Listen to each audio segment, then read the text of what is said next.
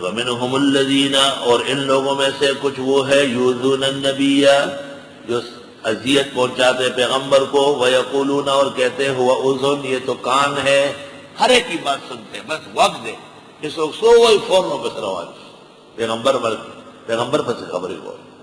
قُلْ اذن خیر لکم، آپ فرمائیے کان بہتر ہے تمہارے لیے، یؤمن باللہ، وہ یقین رکھتے اللہ پر، ویؤمن للمؤمنین، اور باور کرتے ہیں مسلمانوں پر، ورحمۃ للذین آمنوا منکم، اور یہ سرتاپا رحمت ہے ان لوگوں کے لیے جو ایمان والے تم میں، یعنی عذر و شفقت، عذر و محبت، ہر ایک کی بات سنتے ہیں.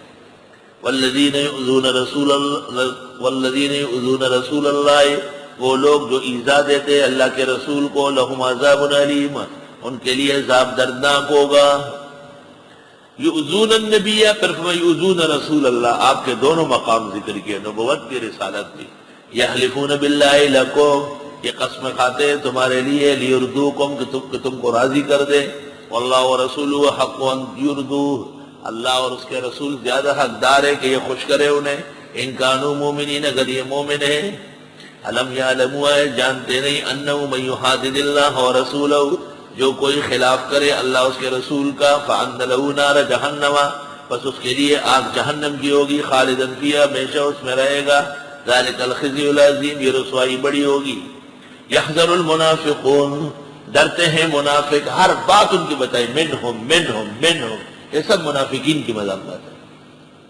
یہاں تک کہ وہ ڈرنے لگے کہ ہمارے خلاف قرآن آ رہا ہے، تو فرمائے یحذر المنافقون، ڈرنے لگے منافق، ان تنزل علیہم سورۃ، کہ اتر آئے ان پر سورت، تنبئہم بما فی قلوبہم، بتا دے جو ان کا حال ان کے دلوں میں ہے. قل استہزئوا، فرماؤ مذاق اڑاؤ، ان اللہ مخرج ما تحذرون، بے شک اللہ نکالنے والا ہے جس سے تم ڈرتے ہو، جس چیز سے تم ڈرتے ہو اللہ باہر کر دے گا، تمہیں رسوا کر دے گا.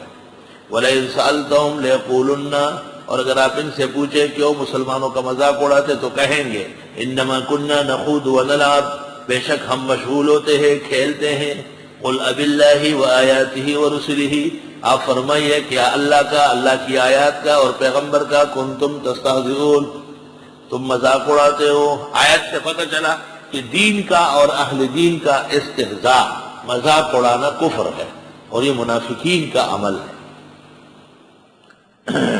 لا تعتذروا، بہانے مت بناؤ، قد کفرتم بعد ایمانکم، پکا کفر کر چکے ہو ایمان لانے کے بعد. ان نعفو عن طائفۃ منکم، اگر ہم معاف بھی کر لے ایک گروہ تم میں، نعذب طائفۃ، سزا دے دیں گے دوسرے گروہ کو، بأنہم کانوا مجرمین، کیونکہ وہ جرائم پیش آئے.